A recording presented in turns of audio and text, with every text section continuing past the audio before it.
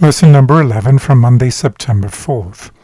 Advice to parents. Compare Ephesians 6:4, which says, "And you, fathers, provoke not your children to wrath, but bring them up in the nurture and admonition of the Lord," with Colossians 3:21, which says, "Fathers, provoke not your children to anger, lest they be discouraged." What motivation does Colossians 3:21 provide for avoiding irritating one's children? Sirach, a Jewish document available in Paul's day, advises fathers about the treatment of their sons. It says, "He who loves his son will whip him often." It also says, "Pamper a child, and he will terrorize you.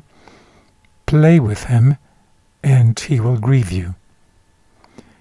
Discipline your son, and make his yoke heavy, so that you may not be offended by his shamelessness." Paul's counsel bears a very different tone. He first addresses a negative command to fathers. Verse 4, "Do not provoke your children to anger," followed by a positive one, "Bring them up in the discipline and instruction of the Lord."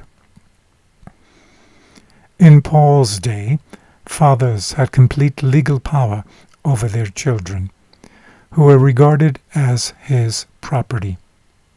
Fathers had the right to inflict violent punishment, even death, on their children. Indeed, in some respects, a father's power over his children exceeded a master's authority over his slaves. Now, Paul is not endorsing such power, but is boldly clarifying and reshaping family relationships. In the context of a supreme loyalty to Christ, Paul invites Christian fathers to rethink their use of power, since children who are provoked to anger will not be well positioned to accept the discipline and instruction of the Lord. From the book Child Guidance, page 259, it says, "Fathers and mothers in the home, you are to represent God's disposition. You are to require obedience, not with a storm of words, but in a loving, kind manner. Be pleasant in the home. Restrain every word that would arouse unholy temper. Fathers, provoke not your children to wrath," is a divine injunction.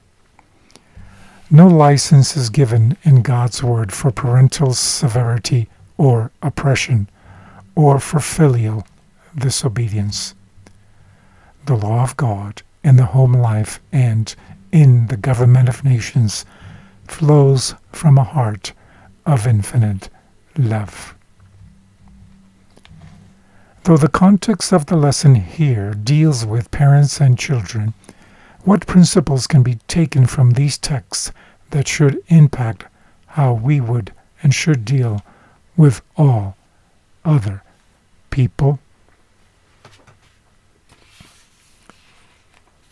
From the book The Faith I Live By, page 267, it says, "Gentle manners, cheerful conversation, and loving acts will bind the hearts of children to their parents by the silken cords of affection, and will do more to make home attractive than the rarest ornaments that can be bought for gold."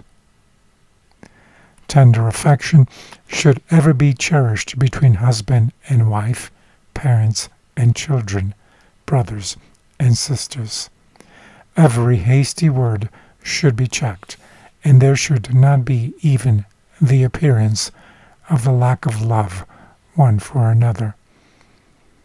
Children are to respect and reverence their parents and parents are to manifest patience, kindness, and affection for their children. Each one should seek in every possible way to please and make happy the members of the family circle. Have a blessed day as you consider, as parents, how you can make your home life a piece of heaven on earth.